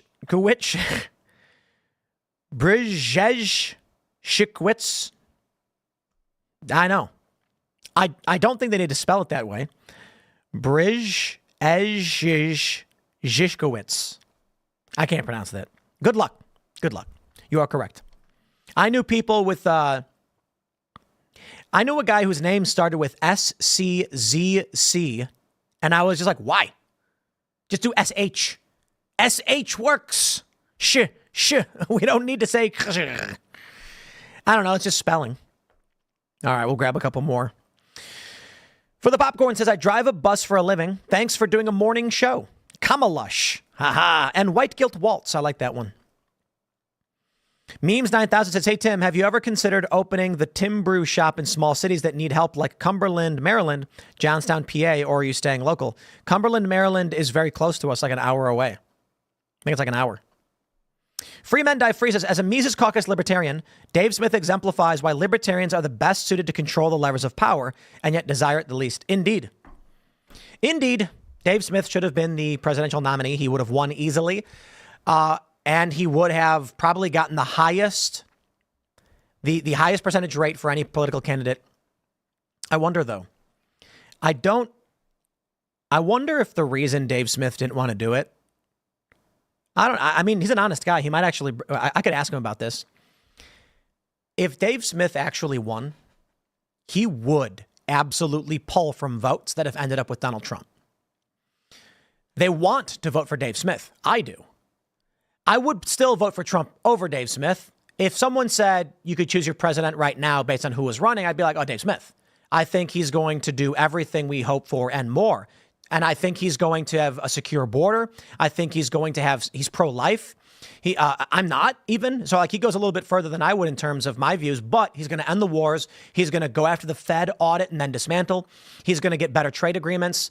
I think he would do a much better job than Donald Trump. Donald Trump is still more, although he represents the populist side, he still does have ties to the older faction of neoconservative Republicans. That being said, if Dave Smith were to run and ended up pulling, let's say, 3 to 4%, these are going to be more likely Trump voters because they're smart people who know what's going on. And then people are going to say, because of you, Trump lost and we got Kamala. I wouldn't want to be in that position. But because Dave Smith didn't run, the Mises Caucus voters are now basically like, okay, Trump, I guess. And now Trump's getting bolstered by libertarian votes. Chase Oliver. Dude, I'm sorry. The Libertarian Party has to. They have to tweet out or X post, whatever you want to say. Oh, Oliver, he's great. Dude, he's terrible. He's the worst of both worlds. It's amazing. The worst of both worlds. All right. Adish says, hey, Tim, the AI song you were just tagged in an X is awesome. I'll let you guess who inspired it. I don't know what you're talking about. It's clean and it's an absolute banger. The best AI song I've ever heard. It's worth showing. I don't check my mentions on X. I can't. It's impossible. It's just a wall of random flowing forever. But I do appreciate people following me. I just tweet random things, and then I never really look at what people tweet about me. Tim Crespi says, Tim, having a bulletproof car in a Democrat state makes you liable for any damages someone may incur from shooting your vehicle. Safe travels. Yeah, well, fair point. Blazalot says, factory worker here. Sean Fain only likes Kamala because they both got put where they are from delegates. Like Kamala, they both have no idea who or what their constituents support. Shocker. Indeed. Well, let's jump to this next tier segment from Fox News. Fox News reports Harley-Davidson slams brakes on woke policies after sparking biker and social media outrage. Motorcycle maker says it no longer has DEI functions, vows to focus on retaining our loyal riding community. You love to see it. I revel in your suffering, Harley, but I respect the backtracking. They wanted a culture war. They got it. They got the culture war. Here's the post from Robbie Starbuck. He says, another win for our movement. I couldn't do this without all of you. Harley-Davidson has just issued this statement where they promise no more DEI functions, no more supplier diversity spend goals. They'll no longer participate in HRC scoring. Sponsorship activities are changing and will focus exclusively on motorcycling, first responders, active military, and veterans. No more woke trainings with socially motivated messaging inside of them. Harley-Davidson corporate can be sad all they want, but our movement gets results. If you want to expose the company you work at for woke policies, DM me with evidence or ask for our email address for tips.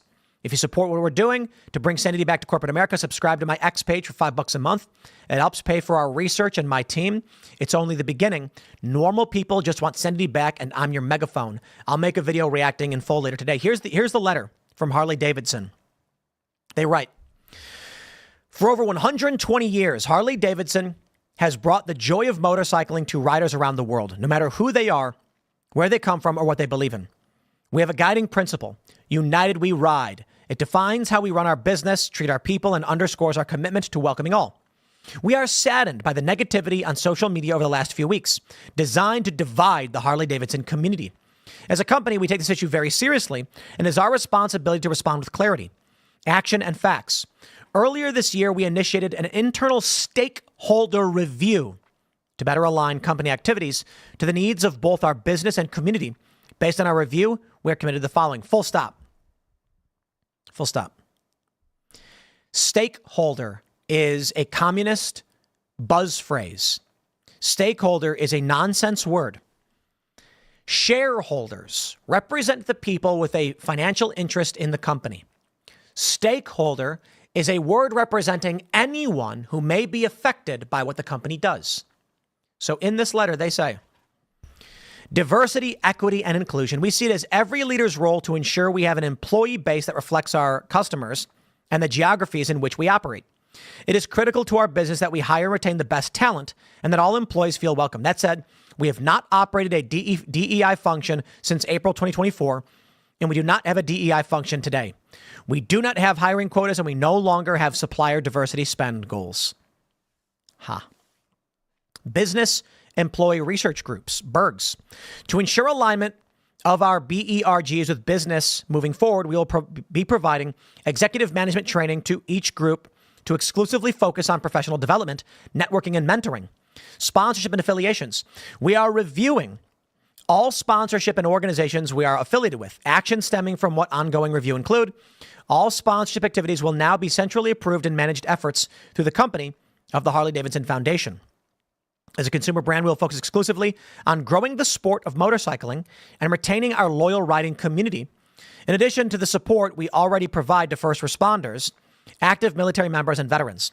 The Harley-Davidson Foundation is committed to driving positive change in Milwaukee, such as through the recently unveiled Davidson Park at our Juneau Avenue headquarters. Harley-Davidson will not participate in HRC scoring going forward. Woo-hoo-hoo, that one's big, baby. Employee training. The company continually evaluates its training opportunities to ensure they are right for our workforce. Training provided will be related to the needs of the business and be absent of socially motivated content. Only legally required training has ever been mandatory at Harley-Davidson. We believe having both a broad employee and customer base is good for business, and that ultimately everybody should experience the joy of riding a Harley-Davidson. We remain committed to listening to all members of our community as we continue on our journey together as the most desirable motorcycle brand in the world. Let me tell you what's going on. Harley-Davidson, the political hyperpolarization, it's all happening. In a functioning capitalist society with a largely homogenous culture, Harley-Davidson would say, who are we missing in terms of our demographics? Well, we've got a lot of middle-aged white guys. We got to get some younger people. We've got to get women, and we've got to get minorities. There are a lot of other factions. You know, the white population is shrinking. The Christian population is shrinking relative to the growth via immigration, etc. How do we get those people? So that's what they're thinking now. If our society was culturally homogenized, meaning very little variation, but still variation, they would launch an initiative to say, get women to ride. And no one would care. Bikers would be like, yeah, let's get more women riding. They'd sponsor some black Harley-Davidson riders and say, we want to bring Harley-Davidson to the black community where we think we underserve the needs and interests of many of these individuals who we know and love the brand. And no one would care. They'd be like, yeah, that's really cool. I mean, motorcycling's for everybody. But see, we are divided to such an extreme degree. DEI policies, it's Marxist, it's race communism, whatever you want to call it. Harley doesn't understand how serious the divide is, how extreme the political divide is. So they say, let's try and get diversity, and we'll pander to these people. And the regular Americans who like Harley revolted and said, no, we don't want to have anything to do with a brand that's going to do this. And Harley took a hit, and they could feel it. Cost-benefit analysis is the only thing that matters. The amount of money they stood to lose on this initiative was greater than the amount they stood to gain, so they abandoned the project. Now, that's crazy. Which means, moving forward, I warn all of you, the culture war doesn't end so simply. My fear is, when you look at the polls, talking about civil war, older generations think it's not possible. Silent generation says absolutely not. Boomers say, no way, but, maybe. Gen X says, yikes, I think it's possible. Millennials say, oh, yeah, we're getting there. And Gen Z says, you mean it hasn't started already? And I'm not being cute. The numbers are actually, they scale the younger the people get. Silent generation, it's like 8%. Then boomers, it's like 20 something, or it's like high teens, maybe 20. Gen X is like 30. Millennials, it's like 47. And Gen Z, it's like 50% or more. The younger you get, the more divided culturally everyone is, which means Harley-Davidson knows that they are firmly on the right. They did the math. Nothing else matters. They may end up losing money, but they'll lose more if they abandon their actual customer base. The divide is so great, it cannot be culturally closed. That's the thing right there. That's the scary point. Harley-Davidson, in a normal functioning capitalist society, would say, we can sell to Sturgis, to white Christian conservatives, and we can sell to the far left. Nope. Because when they tried entertaining that, they lost too much. Too much was at risk. I guess I could put it this way. There is a stream and there's a divide. People on one side say, we want this. People on the other side say, we want that. And it's not difficult for a company to bridge the gap and say, you may not want to be a part of what they're doing, but we can serve everybody's interests. The stream has eroded and it's become greater and greater and greater. And now on the right side of this chasm, Harley-Davidson says, we can't build a bridge. We tried to build a bridge to the other side, and we were immediately attacked by the people on our side. The cost of resources to make this bridge is too great, and neither side will want to be involved in the company, and we will lose everything.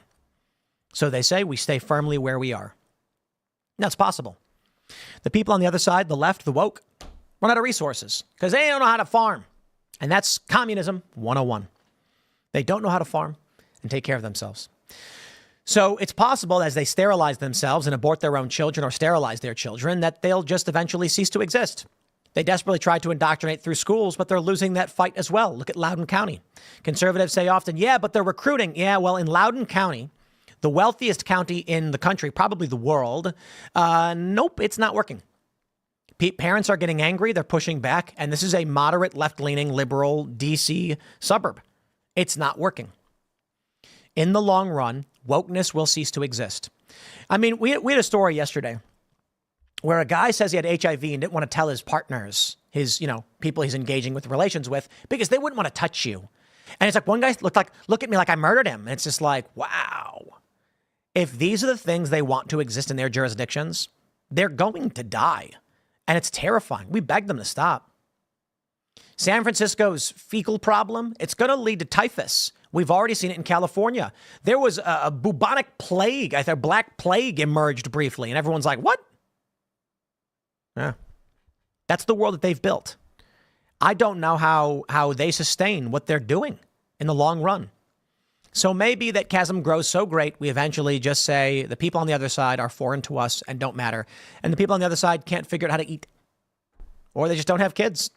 Then eventually you find nothing but the remnants of the culture long forgotten.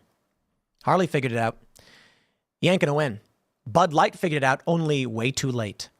It's amazing how Bud Light destroyed themselves. Harley-Davidson saw it, got the message, and they said, we cannot be Bud Light. And so they changed. I'll wrap it up there. Next segment's coming up at 6 p.m. on this channel. Thanks for hanging out. Smash the like button, subscribe to this channel, share the show with your friends. You can follow me on X and Instagram at Timcast. For everybody watching live, we'll go to Super Chats, and for everybody else, we will see you all at 6. Of course, the next segment we have for all of you is the end of The Acolyte. Canceled. Star Wars' lesbian space witches, apparently not too popular. How The Acolyte wove queerness and lesbians. I'm not kidding. Lesbian space witches. Everybody was talking about it. So we'll get into that next. But for now, we will grab Super Chats. Super Chats appears we only have two new ones. Oh, actually, we have a couple. All right. It's the Unit says, author Tim Cohen might be a great guest for Culture War and Religion, End Times, and Aliens. Interesting. Angry Marsupial says, Kamala going to Sheetz is bizarre. Her administration is suing them for racist hiring practices. Maybe background checks make it safe.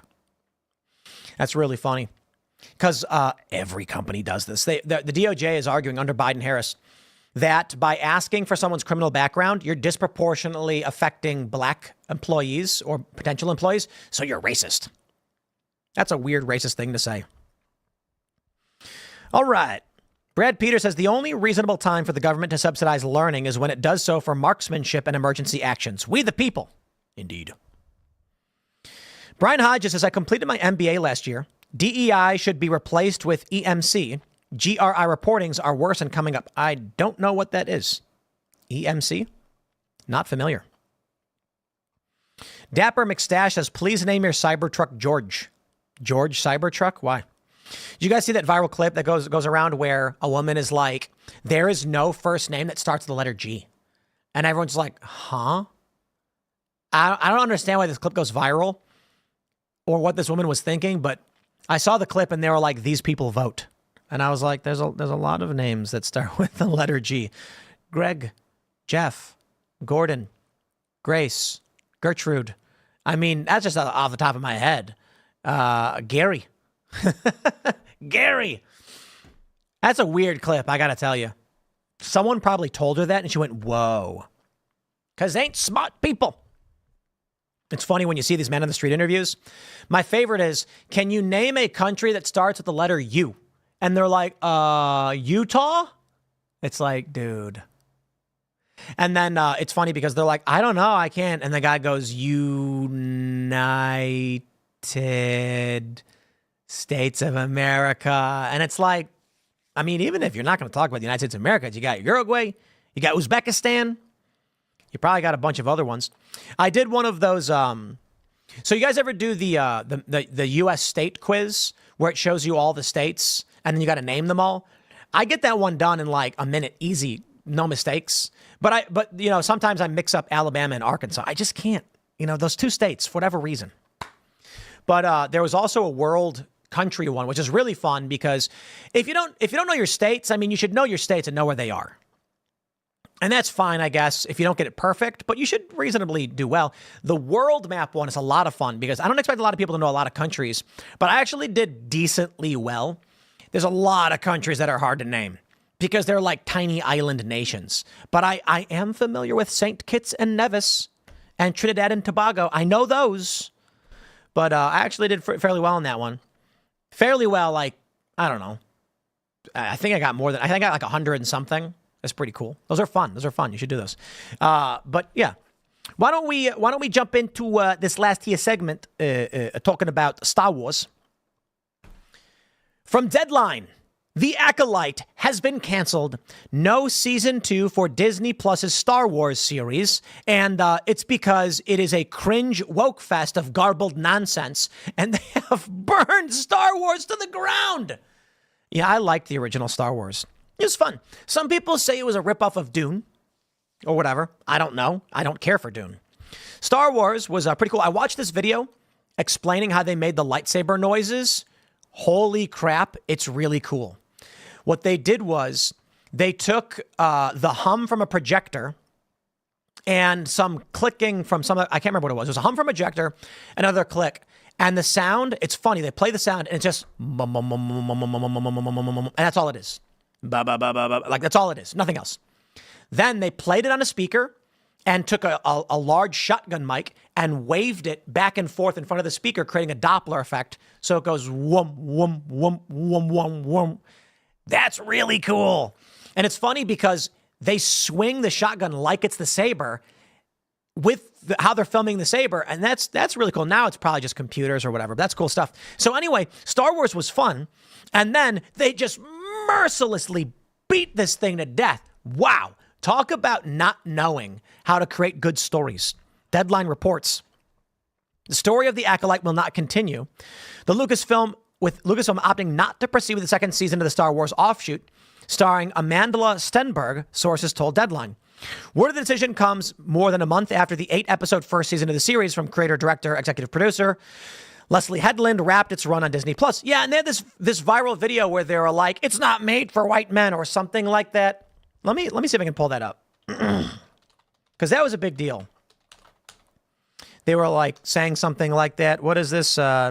White angry nerds, Star Wars. Here we go. Ladies and gentlemen, Star Wars actress Amanda Stenberg's white people remark sparks fury. She said, interviewing the actress, she says, what do you want people to walk away with? Stenberg replies, well, white people crying actually was the goal. That's not actually about Star Wars. It was about her movie, The Hate You Give. And I'm sorry, when you attack the majority of the country and insult them, you're probably going to lose viewership. They say, the news is not entirely surprising. The Acolyte did okay with critics, 78% of Rotten Tomatoes, but divided Star Wars fans, which was reflected in its overall viewership. Driven by interest into the venerable space franchise, the Acolyte got to a strong start when it launched June 4th with 2 episodes, generating 4.8 million views in its first day on the streamer, to rank as the biggest series premiere on Disney Plus this year. The tally rose to 11.1 million views globally after 5 days of streaming. Corroborating Disney's data, the series made its debut on Nielsen's top 10 originals chart in its premiere week. Now, hold on. How did a show start off as their number one show and then get canceled? They said the Acolyte could not sustain the momentum, dropping out of the top 10 in week 3 and staying off before returning at number 10 after the release of the finale. Believed to be the lowest for a Star Wars franchise film finale, 335 minutes. Like fellow global streamers Netflix and Prime Video, Disney Plus is a high viewership threshold for renewing high-end, big-budget series that cost well above $100 million per episode to make. Per season. In interviews, Hedlund has revealed that she had pitched her ideas for a second season, sharing her hopes for a renewal.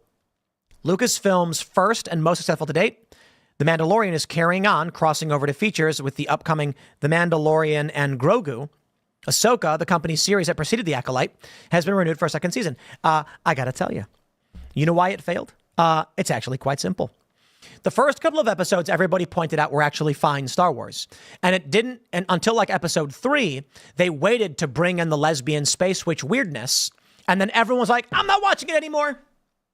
Get woke, go broke, baby. This is a great example. The number one series for Disney Plus, and then it just crumbles in front of their eyes. Ha! Cry more about it. You destroyed Star Wars. You've ruined what it was, and it's never coming back. Bye, Star Wars fans. You can have it. The Acolyte was a mystery thriller that took viewers into a galaxy of shadowy secrets and emerging dark side powers in the final days of the High Republic era. A former Padawan reunites with a Jedi Master to investigate a series of crimes, but the forces they confront are more sinister than they ever anticipated. In addition to Stenberg, the cast included blah, blah, blah, blah, blah, and the show is gone. Look at all these comments. What are they saying? Set up some really interesting ideas to explore with Darth Plagueis, Yoda, and a pair of villains that actually won in the end. Shame we won't get to see more and more of the best lightsaber fights ever put out there. I guess the news will give some of the hate influencers content to feed their mindless, brainwashed minions until they can cycle up the hate for Skeleton Crew in December, because cause adults bashing kids shows is a look they enjoy wearing. One person said, I assume Disney still won't learn their lesson.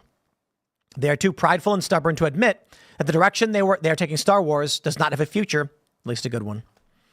Yeah, here's another one that says, so another Disney show got ish-canned because preaching to the liberal, progressive, queer choir was deemed more important than actually making something entertaining. Well, I guess it's true. Go woke, you go broke. I hope Disney makes a couple more so we finally relieved this once great turned zombie company. I'd like to stress a message to all of you out there.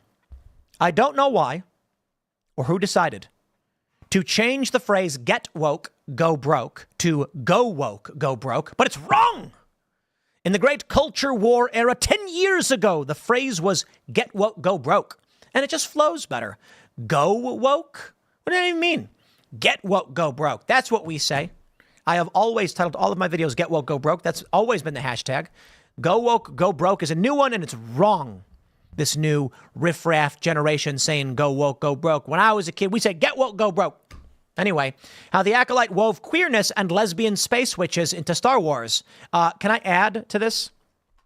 Let's let me inspect this element real quick, and we click this right here. Where's the? How do I?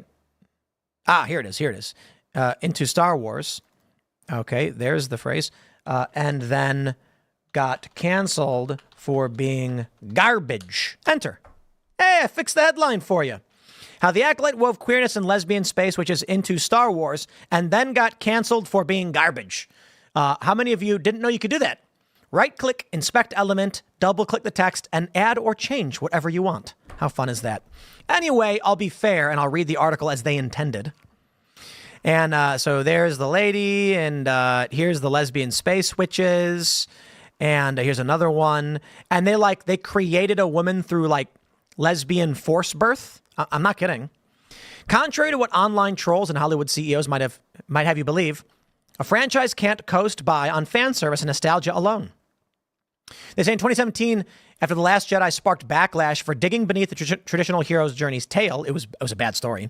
The Star Wars sequel trilogy sputtered to a hollow, utterly risk-averse, ending with The Rise of Skywalker, garbage, by the way. Somewhat ironically, the beloved sci-fi series has since fared best whenever its creators dared to build upon and even interrogate the rich mythology. Luckily, queer writer-director Leslie Headland's new Disney Plus series, The Acolyte, is another very welcome breath of fresh air in a galaxy far, far away. And its most recent episode, centering on a coven of lesbian space witches, yes, really, I wasn't kidding when I said this, is its most absorbing yet. And you wonder why they canceled it? It's the kind of representation I've been craving from a Star Wars story for years. In the hands of Headland and her team, queerness isn't a checkbox. It's an additive way to question institutional power and norms and to interrogate the kind of attachments that are considered right. Set a century before the prequels, The Acolyte is the earliest live-action Star Wars to date, taking viewers even further from the overtrodden tales of the Skywalker family. Even so, its foundation is built upon a narrative conceit that will be immediately familiar to fans, conflicted space twins. The pilot wastes no time revealing the carefully held secret that Amandla Stenberg plays not one but two characters. May, a Sith apprentice whose master has tasked her with knocking off the Jedi she blames for the death of her family, Kill Bill style, and her twin sister Osha, an ex-Jedi in training who reluctantly reunites with her former master, Sol, to get to the bottom of May's killing spree. Having assumed that the other was dead for 16 years, each twin is forced to reckon with their pull toward one another. Osha remains convinced that May is fully responsible for the fire, blah, blah, blah. Episode 3 brings us closer to the truth. It's funny. That's the episode where viewership collapsed. Introducing us to 8-year-old May and Osha, blah, blah, blah. In a witchy all-female space coven hidden away from the larger galaxy, like the Jedi, the coven believes in sacrificing part of oneself for the good of the collective.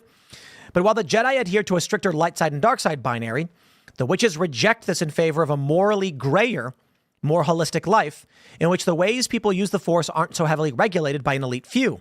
Like queerness itself. Their approach eschews the rigid social codes around them, building community where they might otherwise be ostracized. Blah, blah, blah. As the twins prepare to take part in an ascension ceremony to officially join their coven, we learn the witches were cast out from the larger republic, hunted and persecuted to the brink of extinction because some would consider their powers dark and unnatural. Oh, heaven help me. And does anybody have to wonder why they canceled your show? Because the latest Acolyte episode is a rare Star Wars story, to not foreground a Jedi perspective, we see the Order instead as witches do, aloof, threatening monks with laser swords, blah, blah, blah, trespass into their village and wish to indoctrinate their Force-sensitive children into their all-encompassing religion.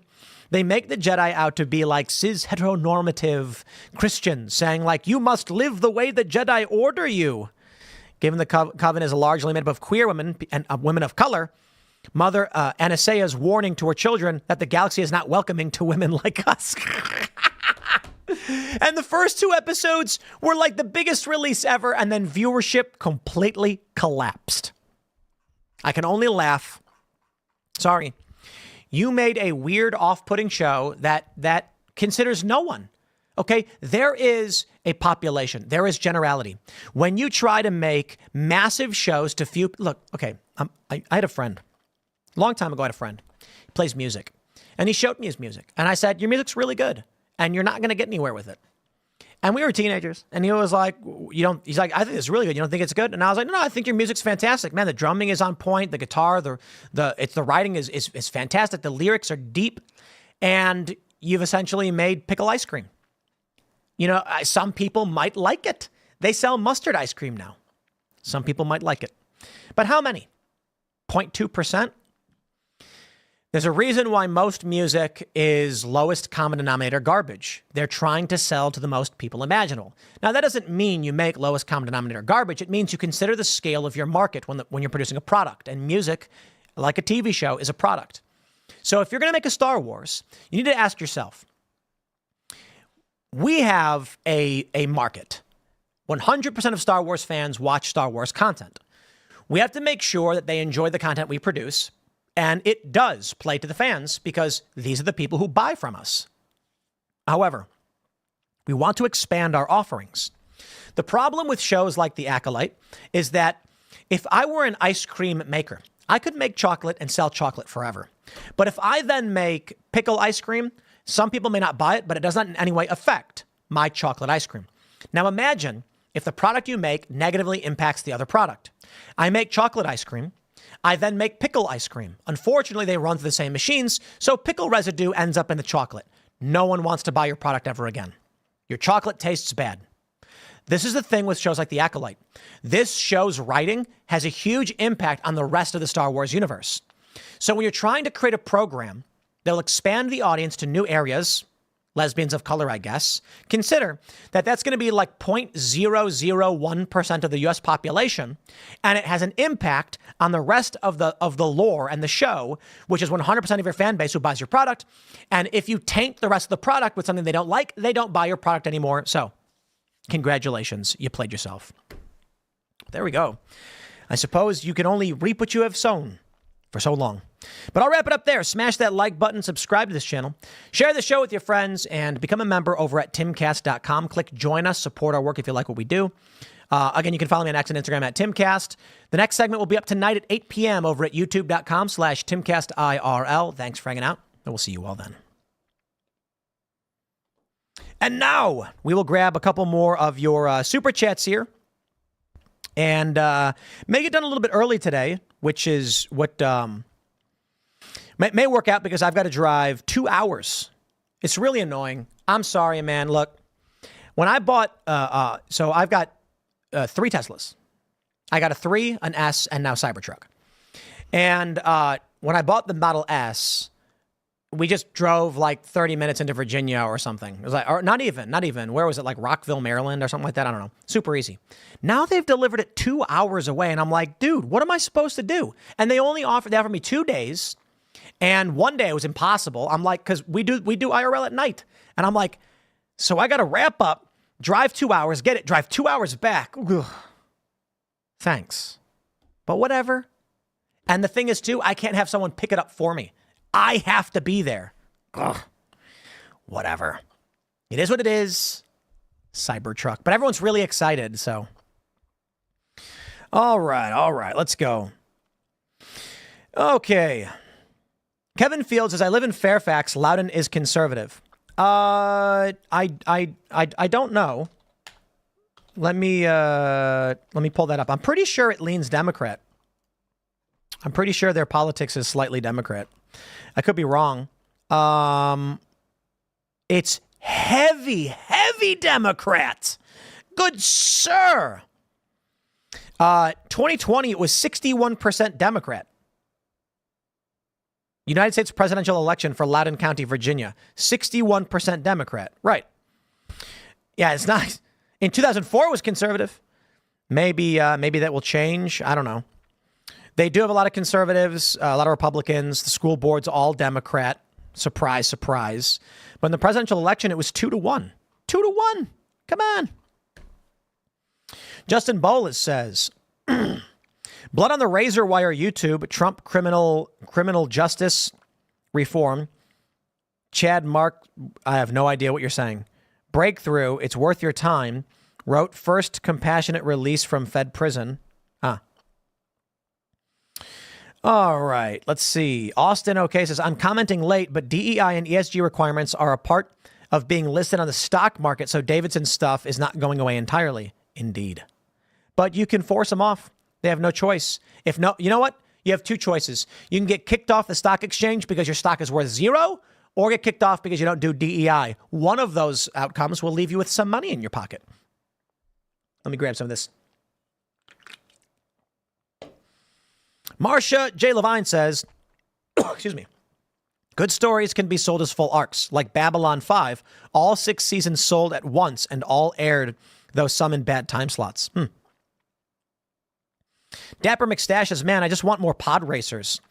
Ish was fire. All right. Dylan Killen says, Tim, it's not get woke, go broke. It's go woke, get broke, ultimately croak. The original hashtag literally was get woke, go broke. And then at some point a couple years ago, people started writing go woke, go broke as a totally different one.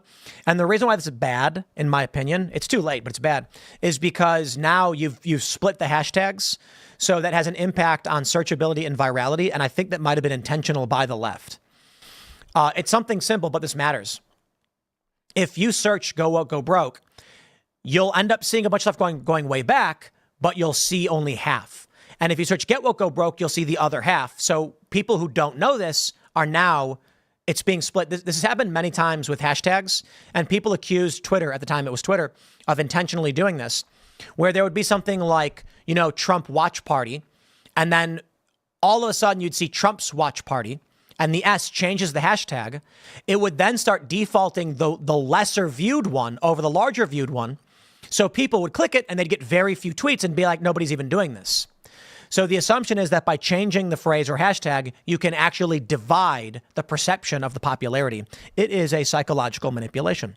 I'm not saying that's literally what happened. It's a possibility, but get woke, go broke was the original hashtag when people were tweeting about it. Wrath of Dash says, I remember Arkansas borders Texas by the fact that Texarkana, popular movie location, is a mix between Texas and Arkansas since it's on the borders. Indeed. Philip says, Animaniacs Yakkos would. That song helped me learn all the countries of the world. Little outdated maybe today, but still probably mostly on point. All right. Brian Hodges says, EMC, equality, merit, colorblindness. I think Stossel did interview with the guy who developed DEI first and has since said it's wrong. EMC is the way. Hammer says, how were dogs and Harley-Davidson alike? They both love riding in the back of pickup trucks. Ha Ultra Wave Productions says, little extra content for Rise of Skywalker. Rey killing Palpatine by reflecting his lightning back at him was supposed to be the loophole against him taking her over. I disagree. I believe that Rise of Skywalker is about Palpatine being trans and wanting to be a young woman and succeeding in doing so.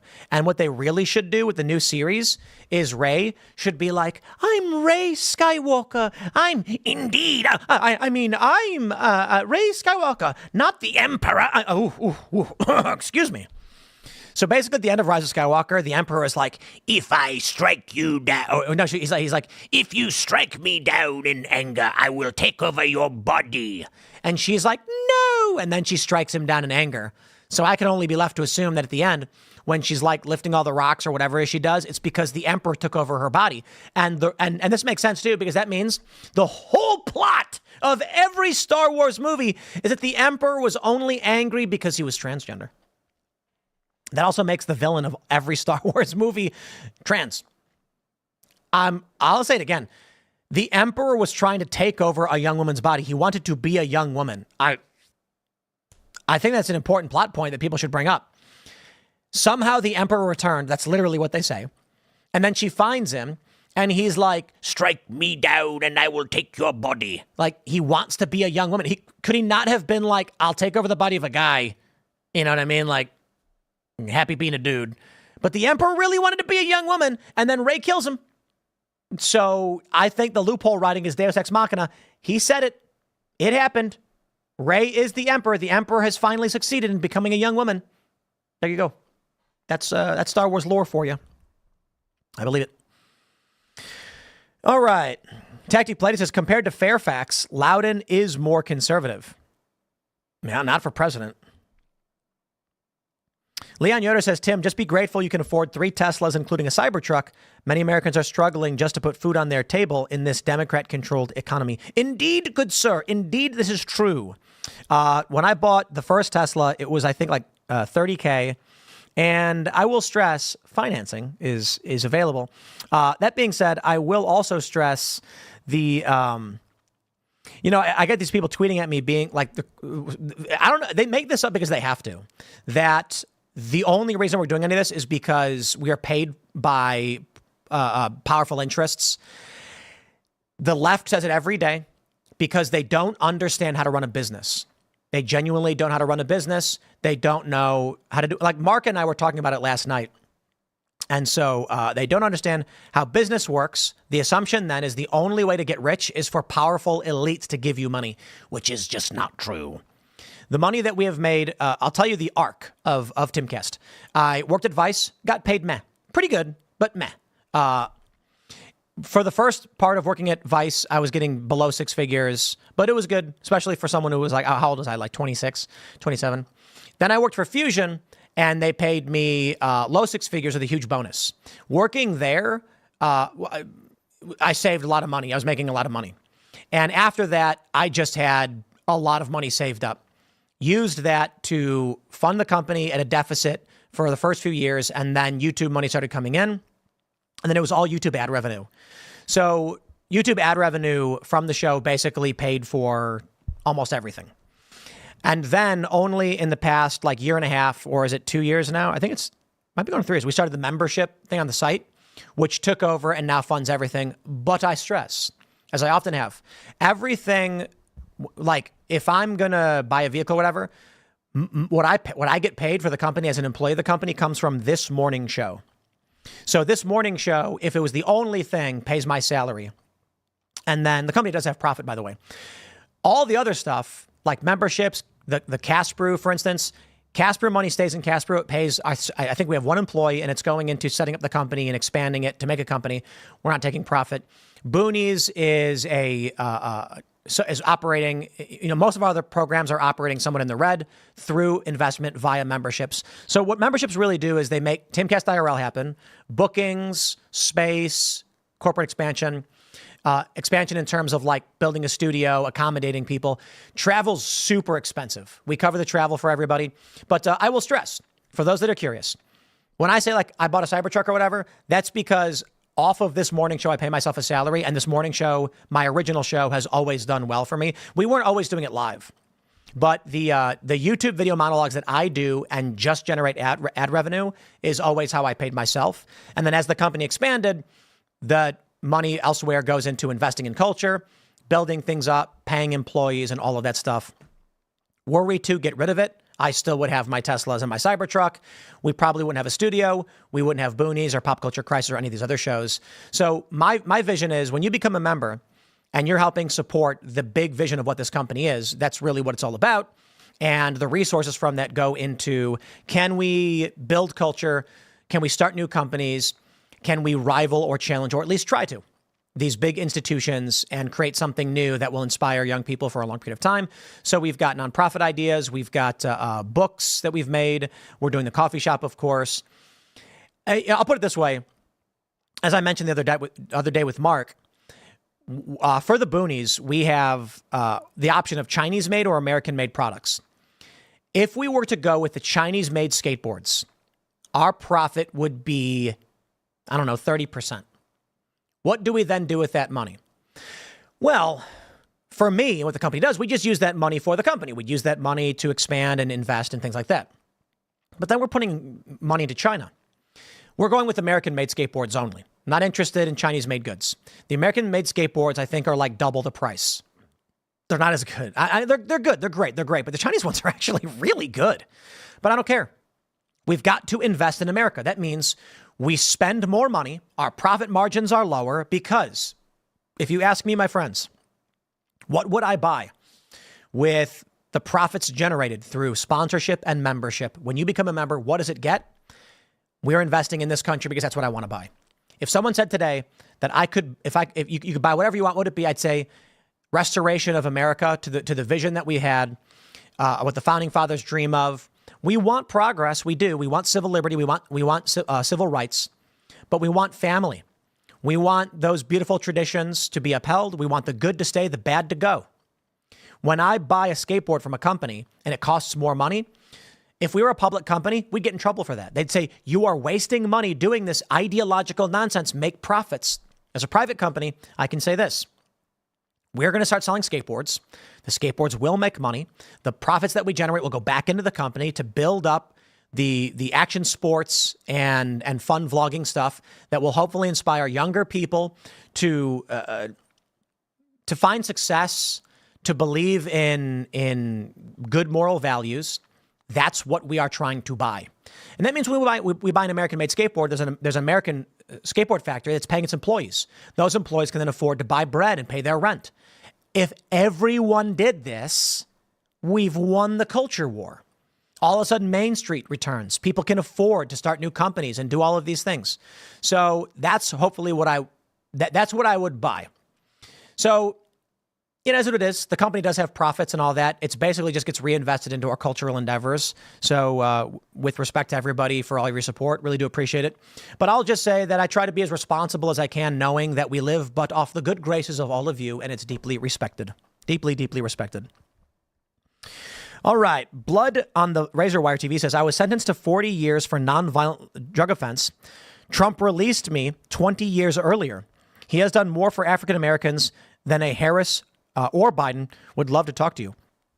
Interesting. I recommend perhaps tweet at Ian Crossland. He is basically our window to the world. You can reach out to him, and he's the best way to get in touch. So really do appreciate it. What have we? We'll grab one more. Mr. Dicehead says, I'm going to miss Let's Go Brandon. We can still say it. We can say, let's go Brenda. Let's go Brenda. We'll bring it back. All right, my friends, thank you all so much for hanging out this morning. We're going to get on the road and we're going to film. We're filming this segment of grabbing Cybertruck. And, really do appreciate all of your support. If you like what we do, you can become a member at Timcast.com. You can follow me on X and Instagram at Timcast. Subscribe to this channel. Share the show with all your friends. We're back at 8 p.m. for Timcast IRL. And today, our guest is Brandon Struck. So we're going to talk about walking away from the Democratic Party, of course, and retaining such a position. Thanks for hanging out, and we will see you all tonight.